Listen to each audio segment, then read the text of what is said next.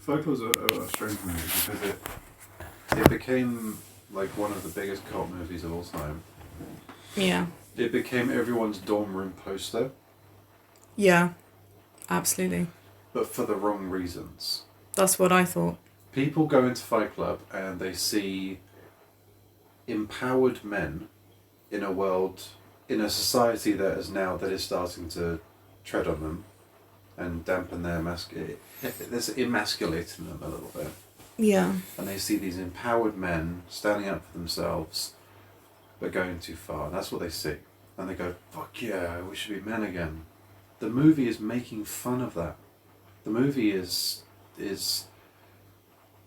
Going too far. No, the movie is making fun of... Yeah, as in making fun of it, as in going too far. As in blowing up buildings and things. Yeah, but even from the get-go, the idea of the Fight Club is just ridiculous. You know, it's so desperate.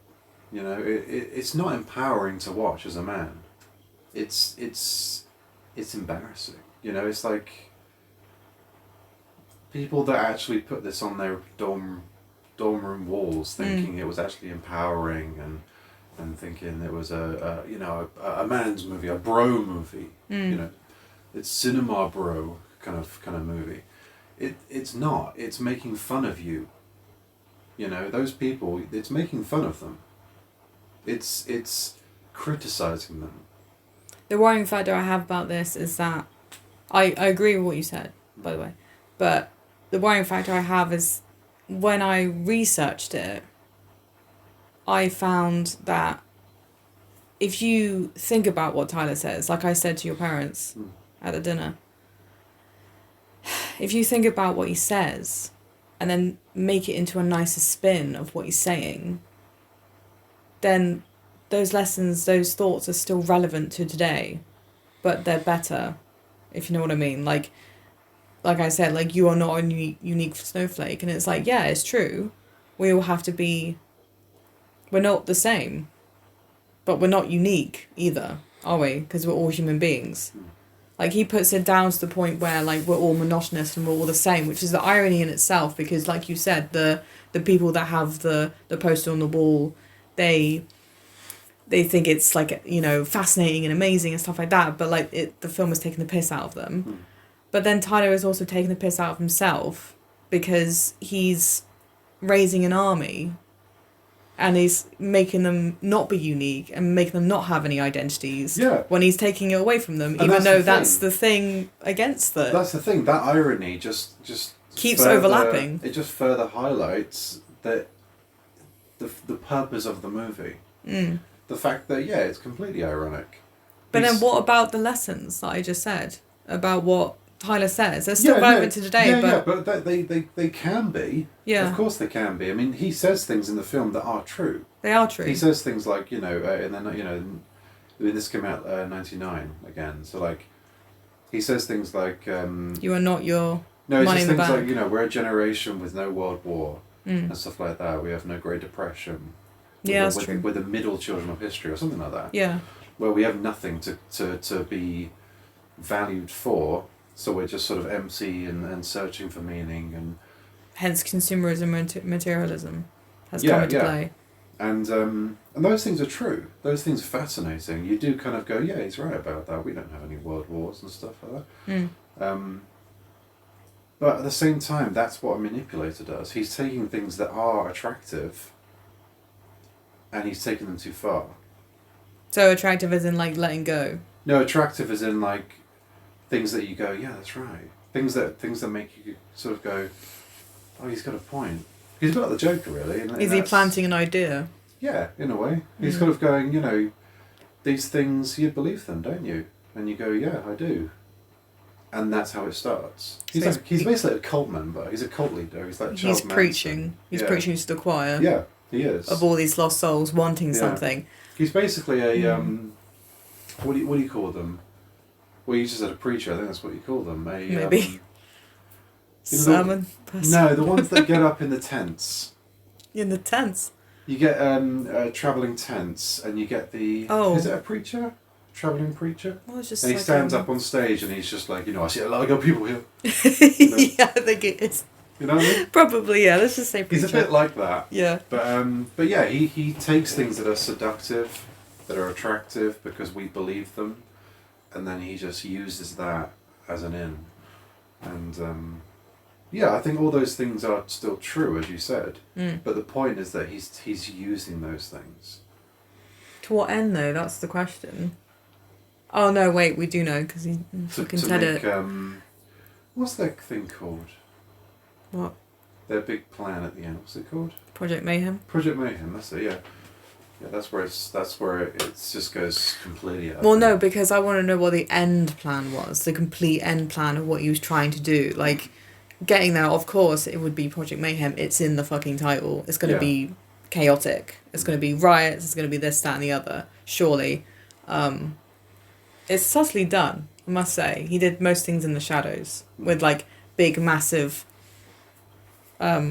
things like getting that Golden Globe thing falling down and, like, I don't think it harmed anyone, but it's just like a little message. Isn't that the scene where Meatloaf gets shot in the head? Yeah. Yeah. That's when you know it's gone too far, when someone dies.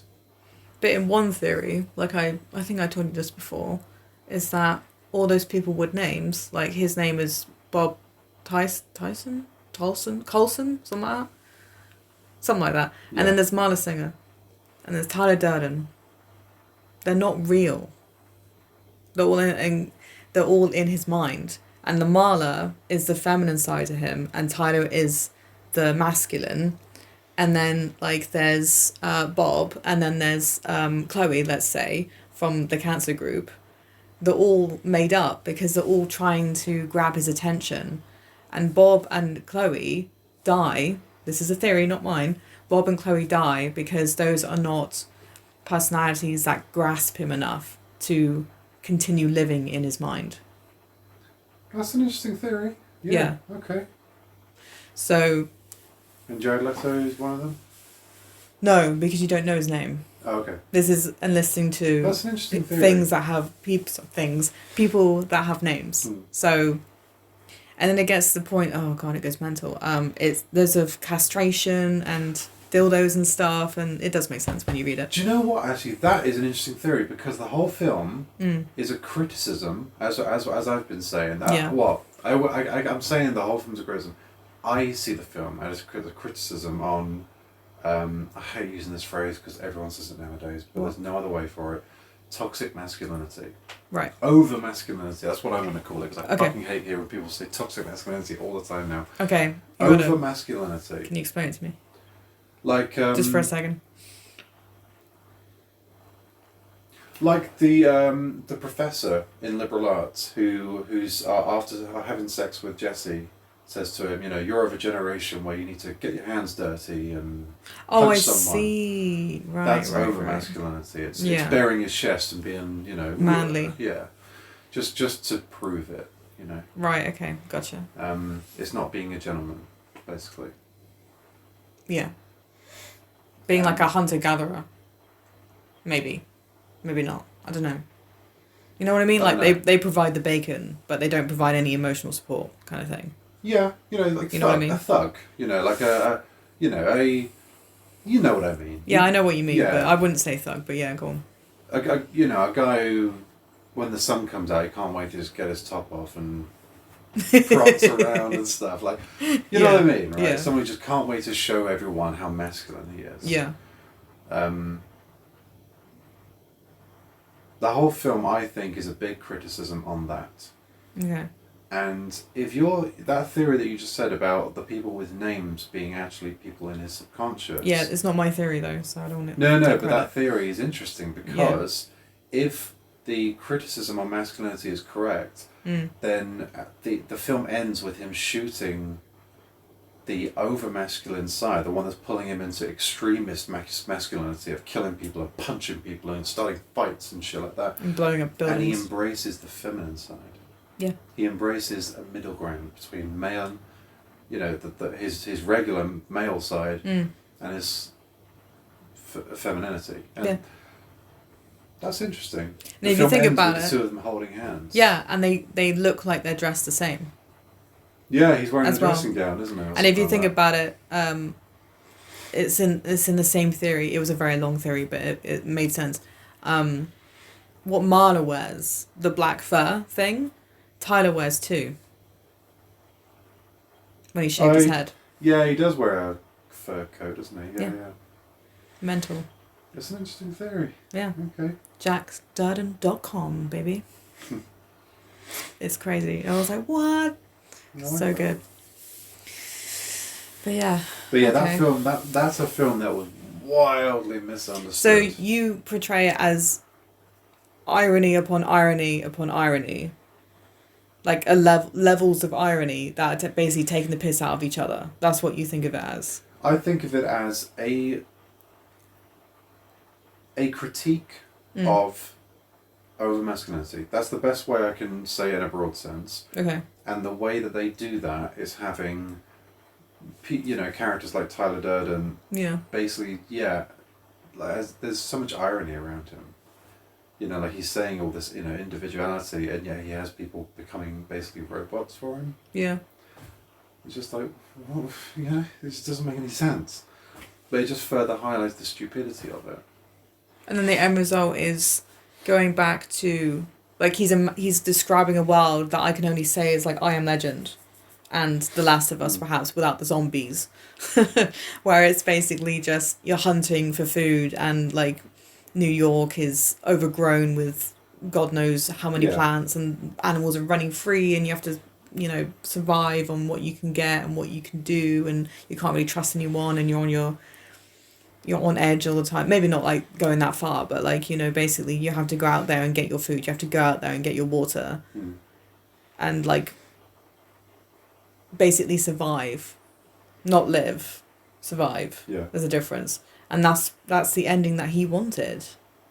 That's what Tyler described to him when he was like delirious in that crappy little mattress in the Paper Street house thingy. And it's just like, I mean, it is a beautiful kind of thought, because when I was younger I wanted that for like a few moments without the surviving, just like wandering around in nature and being nice and like imagining what it would be like there's some documentaries out there where they're like, what would happen if humans just suddenly disappeared, and like it'll tell you like every like 3 months down the line, 5 months down the line, a year down the line, 10 years down the line, blah, blah, blah. Like, it went into a certain extent of it. And I just found that fascinating how, like, it wouldn't take 100 years. It would take less for various things to obviously break down.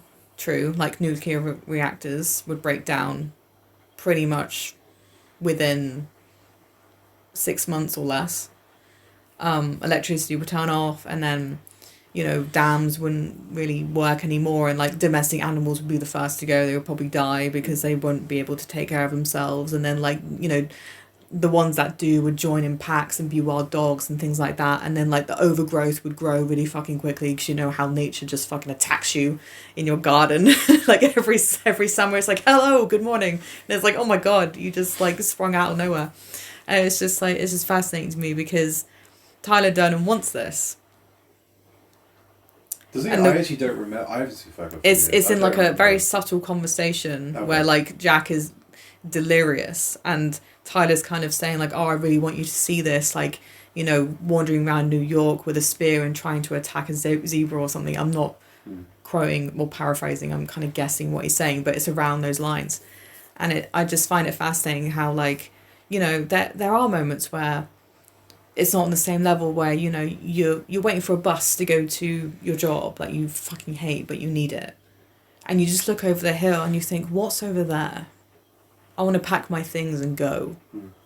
It's that kind of drive to do something different besides the monotony of what you're doing right now. So I understand where Tyler's coming from, but it's also the fact, like, okay, the first thing you're doing is...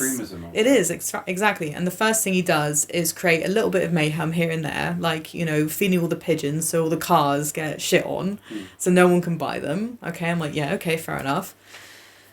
And then it gets a little bit bigger where he destroys a monument of like that Golden Globe Yeah, thing, something and it like goes down some stairs, and I'm like, okay. And he sets something on fire, so it's a smiley face on the building, and I'm like, okay.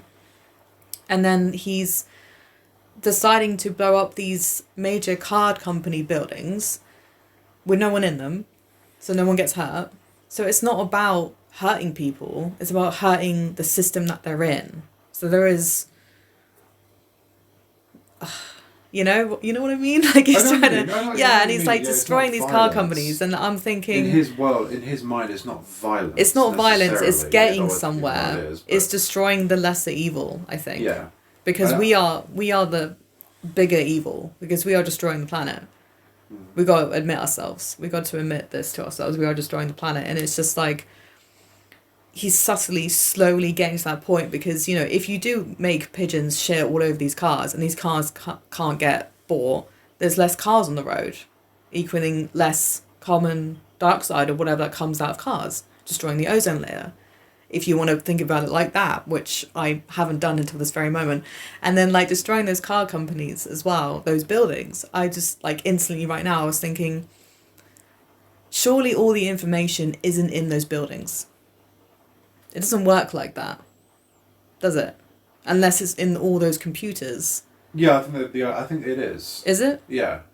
I always imagine it to be like a massive computer elsewhere. No, I think back then it would have been. Yeah. Right, okay. I don't know how it works, I might be wrong. But it's just like, I don't know, I just find it fascinating how I wanted to see where he would go. Yeah, but I think that's what I was intrigued by. But the difference is, like... I know it's ironic, I know it's bad. The idea is interesting. Yeah. Of that. I mean, I don't want to see that, because that sounds like hell to live in. Exactly. But it's also a release. It's an interesting idea. Yeah. But the important thing with the film is that he is a psychopath. Oh, I know. Tyler Durden's a psychopath. Like, he has zero value for human life. And that's interesting because he comes from Jack's subconscious. He may say all these, like, well, there's no people in the buildings. He doesn't give a fuck when Meatloaf dies. No. Or any of them. Not really, no. But he's made up. And I just find that fascinating how Jack is made up. An individual personality. Yeah, and Jack made up this individual personality, which is the extreme of what he cannot be. Because even Tyler says, like, I look the way you want to look, I fuck the way you want to fuck, and things like that. Sorry to be crude, but it's just like... No, he does say that, that's his lines. He does, and I'm like, alright, but then that's Tyler himself saying it to Jack. That might not be the truth there. No, but... You know what I mean? There's a slight... I don't know about you, but speaking as a man, there's a slight Tyler in all of us. I mean, like... Oh, God, yeah. Like, there is part of me, I was just saying about how it's, criticising over masculinity and stuff. I can't stand those people. However, there are moments I would love to punch someone. Oh, yeah. It's deep inside. Oh, God, yeah. There's caveman DNA coming up every so often. I'm just like... Why order? Yeah. But, so that my Tyler Durden comes out every so often. But what about your Marla Singer? Oh, it's there. There's fucking perfume in there, man. Yeah, that's true. That is true. Yeah. Like... Oh, and then she has this... I've got a feminine side, for sure. I know, I'm just thinking, like, she has this thing for death, doesn't she? Yeah. She's like, she says, he says, Marla's... worst tragedy is that she could die at any moment. The tragedy was that she never did. No, he said, it says something like, Marla's philosophy is that she could die at every moment. The tragedy, she says, is that she never does. That's it. Yeah. Perfect. And I'm just thinking, fucking hell. That's when she steals clothes, right, and just walks out. And then sells and almost them. Gets hit by a car. And then sells them. Yeah. And I'm like, you just don't give a fuck. And what's good about her is that she shows she doesn't give a fuck. Tyler pretends to give a fuck. That's the difference, I think. And then when Marla does care, in her own weird way, by calling him up, like, oh, wait, you need to, touch my tits and see if there's any cancer cells on them. Yeah. And I'm like, okay, that's one way to bring him over, I guess. It's just fascinating to me because they're so different. They're so different. But if you think about it with the theory that I just said, why did he make her up? Why is she I there? don't know. I don't. But you're saying that. You're saying why do you make her up? Yeah. People with this disorder don't deliberately make these. They don't consciously make up personalities. Oh, I'm aware. It's in there, and it comes out. Like I said, I have a Tyler in me. Everyone does. I don't want to create that, but if I had that disorder, I would have that personality coming out. Yeah. It would be beyond my control. So that if we're going by that theory, then that's just his feminine side. And is his feminine and less dangerous version of not giving a fuck side. Oh, that's a good. Yeah, I like Do you know that. what I mean? Like yeah. both her and Tyler, they're quite similar in the fact they just both don't give a fuck about anything. But then you gotta remember this is coming from Jack, and Jack just doesn't give a fuck. Yeah, but like the two of them don't care, but like he's dangerous. Yeah. And she is kind of, but she's not as dangerous. No, she's dangerous to herself. There's a difference. Yes, she's dangerous to herself, but Yeah. she values human life to an So extent. would you say that Jack is in the middle to the point of being apathetic and lethargic about things? Because he's like struggling to even fucking sleep at this point. He's a very passive main character. That's it. Everything happens to him. Everyone forces him to do things. Like she calls him up, can you come over and feel my breast because I might have a lump? And he's just like, I guess. Yeah. Like he doesn't want to. Yeah, but he didn't go and save her. No. Tyler did. But he didn't know, to be fair, did he? Oh, no, she does say on the phone. Yeah, and he's like, no, I'm just going to put the phone But quietly onto the thing. There's little things in there. Go and just quickly, that's reminded me of that scene. Go back to what I was saying about how it's a criticism, in my mind, very clearly a criticism of masculinity. Yeah. There are moments that make it clear to me because they undercut Tyler Durden. Okay. They're subtle, but they're there.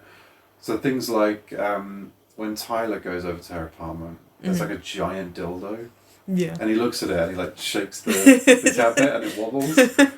And it's clearly him sort of being like, huh, is that sort of a threat to my masculinity? There's also the bit before that when Edward Norton's on the phone to her, and in the background, Tyler Durden is acting like a fucking idiot with his nunchucks. Yeah. He's like, what? And he's like clearly meant to be laughed at in that moment. He's not meant to be impressive. Yeah. You know, so the film undercuts him sometimes. Oh yeah, and he does that weird like what at the end because he was like beating him up in the car park. And he's wearing like as you say, he's ridiculous wearing shirt or a some shit. ridiculous outfit. Yeah, and it's just like, am I meant to take you seriously right now? Because I can't. I don't know. But you do, don't you? You take him seriously. And there are times when you do. There are times when he's scary. He's very serious. Yeah. Like I want you to hit me as hard as you can. I think that's the crazy look in his eye, and that was the first time. Like before that, he's saying his piece, isn't he? He's saying like, things don't own you and stuff like that. But he's not saying it aggressively at this point because he wants Jack to be on his side. So he's just but he's like, I don't know, maybe it's a tragedy. I don't know. And then he continues drinking beer, and it's just like, I know what you're doing. And he's in that thing where Edward Norton's just like, I guess I need to find a place to stay. And he's just like, just ask, man. You brought me here, just ask. Yeah. It's like, can I stay? It's like, yeah, of course you can. Let's go. Best buddies forever. No. I want you to hit me as hard as you can. I wonder where that came from. Isn't that the bit where after he says that, it pauses? Yeah. And he sort of explains who Tyler is. Yeah, that's it. Yeah. Yeah. And it's just like it fascinates me because then it gets to a point like I can link to this now because I've seen it and observed people how obsessive they can get with an idea. So when I was in Spain, I was around certain people and they got obsessed with Wim Hof's way of, breathing and having a cold shower and stuff. It's like a thing, and he's got a book and stuff like that, a way of living basically, and they wanted me to try it, and I tried it once and I was like, yeah, not really for me, I'm okay. But they continued, and they were like obsessed over like it was fucking cocaine, like heroin, like something amazing from the gods, and it's just like, it's not that great. And as an outsider watching them, I couldn't get into that. But then if you watch Jack slowly, well, actually quite quickly, because there's a couple of scenes in, he starts like saying like, who would you beat up, like alive or dead and stuff like that, and it gets obsessive, and it's just like, you need to get more fucking friends, man, because like you're going down this fucking rabbit hole right now. And he's just smiling away. He even smiled at the cut fucking camera, because I saw it when I was editing. He smiles directly at the camera, and he's like, "You got him now, folks." And it's just like, Tyler, stop, please, let him go. But it's so fascinating, that film. But I found it hard to try and figure out what to say about it. It's such a funny film because like I say, people love this movie. I've never been in love with it. I've always found it fascinating, and I've always got it. But I really want to watch it, you know. And I think it's just very nihilistic and cynical to watch. It is now, isn't it? But when you're younger, when you're angry, yeah, fair enough. Lost, yeah, it's different then. But it's so funny because the people that I keep saying this. You have to remember, this is just my view on it. I could be wrong. I actually don't know what David Fincher has said about it. I don't know either, I don't think. I need to research that. My view, you know what it is. Yeah. The people that I think are misreading it, the people that have it on their walls being like, "It's fucking awesome, bro, it's my favourite movie. Let's start my own Fight Club." You know, those people. Those people, like, they will passionately defend it still.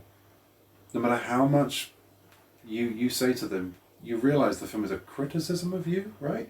They'll passionately defend it as pro-masculinity and stuff like that. It's such a mix of a film. Yeah. You know, it's a bit like Gone Girl. Do you remember when Gone Girl came out? Same director. Oh, funny that. People genuinely didn't know, is this film pro or anti-feminism? Is this film criticising feminism or is it promoting feminism? Like, at the time, there was a massive debate about that. And in a way, it's gone, you know, with both genders. We've done the feminism and Fight Club is the masculinity of it. Yeah. I thought it was like pro-Amy or not Amy. No, as in like thematically. Right. Thematically, people will obviously there's feminist themes in there because that's what the whole film's about. But people couldn't tell if the film was about how dangerous it is or how amazing it is. Oh, Christ. And it was a massive debate with critics. So. Maybe that's not the reason for it being there. I have no idea. I've only seen it once. But like Fight Club, people genuinely will fight you on that. You know? Oh, I know. And it's so and that's the irony interesting. of it, because it's Fight Club and you're fighting. Yeah. And the second rule of Fight Club is not to talk about Fight Club, but then everyone fucking shows up because they talked about Fight Club. Yeah, and that's the other contradiction there, isn't it? Is that you have a club. A club has to grow. That's the purpose of a club. But you want it to remain secret. Yeah, have to be. Yeah, it's a fascinating movie. I think it's very good at manipulation, subtle manipulation. I think it's good. It's subtle enough to where different people read different things, and I think it also depends on your age. As you said, when you're young and angry, it speaks to you. Yes. But when I'm now this age and I think back to it, I'm just like, it's laughing all those people, you know. When I watched it, I felt, even though it wasn't for me, because it was about men. It's like it is for you. It is I know. For you I was about to say it's like the Yorkie Bar advert when they said, "Oh, it's not for women." Yeah. And I felt really angry, and I fucking went out there and bought it. But that was the fucking point. That was the point. That was the point. To get my anger to actually do it. And but that's fucking genius. And that's what's happening here with that one, because the first couple of times I watched it, it actually empowered me. And I felt like I could rule the world, but in an angry way, which is the worst way possible. A superior way as well, which I didn't want. But now I'm looking at it now, and I'm thinking, like I said earlier, like, Tyler's lessons spin it a different way, meaning the same fucking thing, and it makes a point. I know you're talking about like the irony within the irony and like masculinity and stuff like that, but I'm actually just listening to his lessons. That's all I'm taking from this, and then putting it into my own life in the way it works for me, if that makes sense. But I think it's it's important to understand that people who are young and watch the film, Yeah. they do exactly what you've done, but they do it to the extent where they are seduced by Tyler. It's so easy to be seduced by him as a character. Yeah. You know, because like I say, there are times when you listen to him saying things and you're like, yeah, he's right.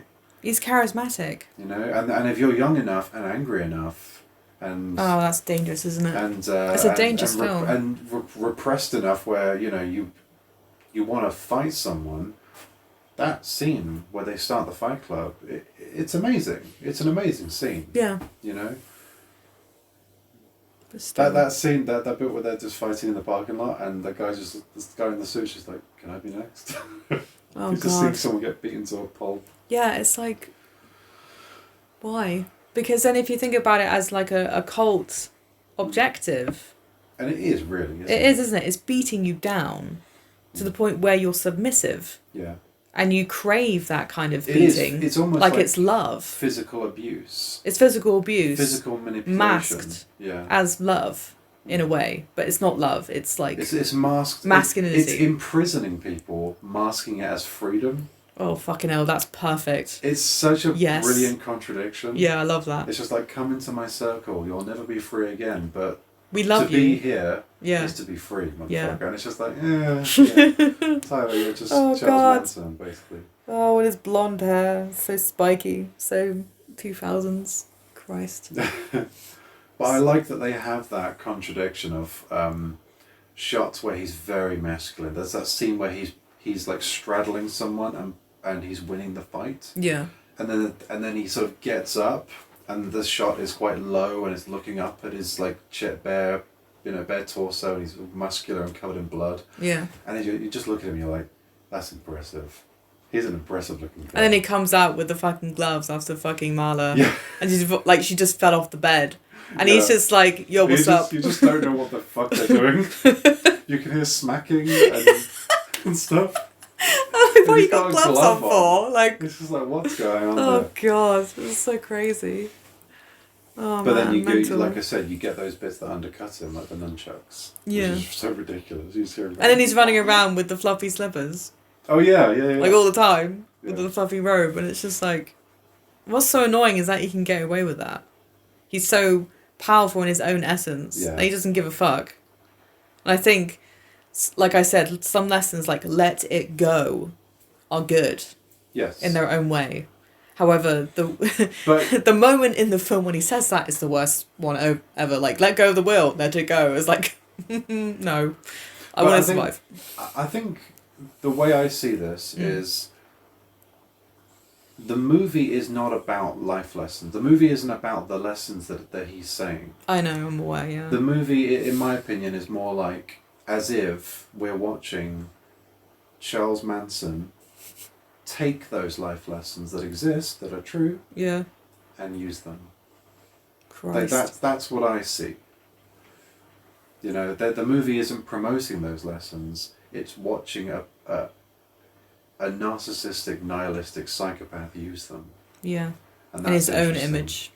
And you see the result. The result is Project Mayhem.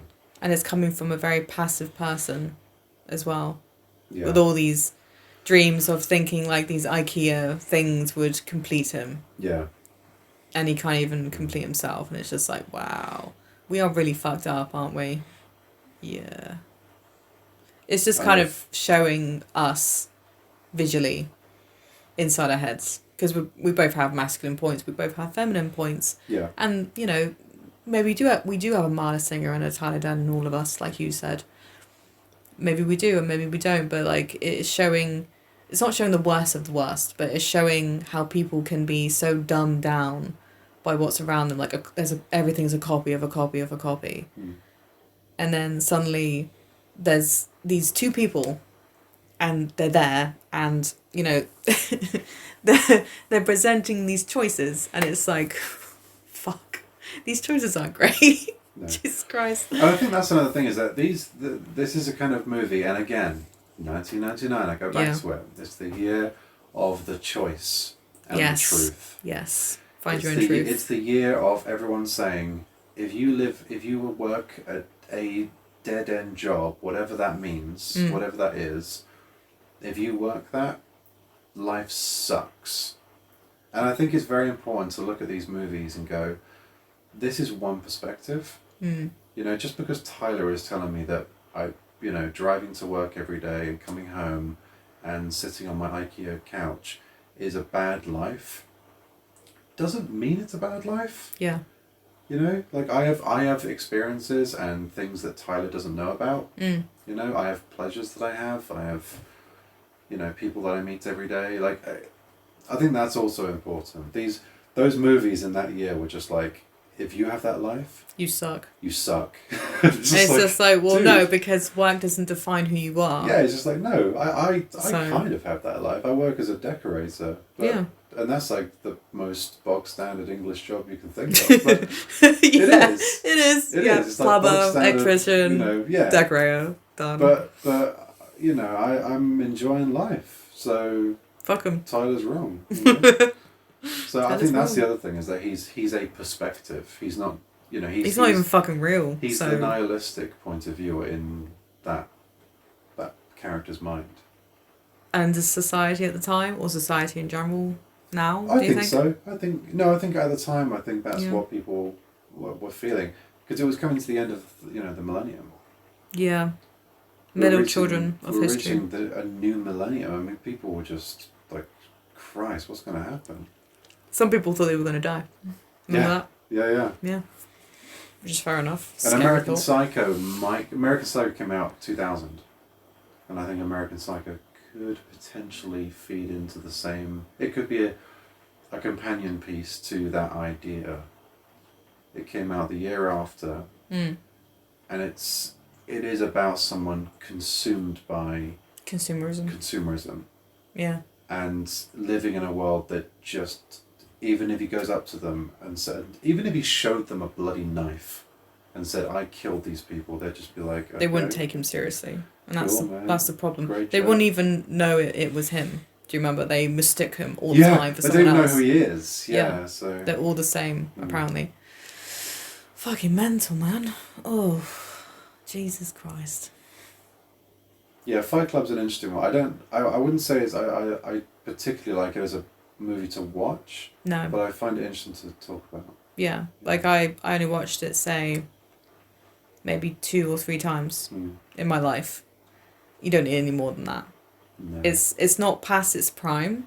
It's not. No, it's still relevant. It's a really great movie. It's still relevant. It's a really well made film. But it's not relevant anymore as well. It's on the tipping scale. Yeah. You know. Yeah, it doesn't. It doesn't. It's not as important for people now to watch. Yeah. Isn't this the same sort of era as Matrix as well? When did that come out? Same year again. Matrix. Oh, the truth. Fight Club. American Beauty. Fucking hell. American Psycho year after. Sixth Sense came out that year. Did it? All about ghosts and stuff, the afterlife. So 1999 was literally the year of truths. Damn.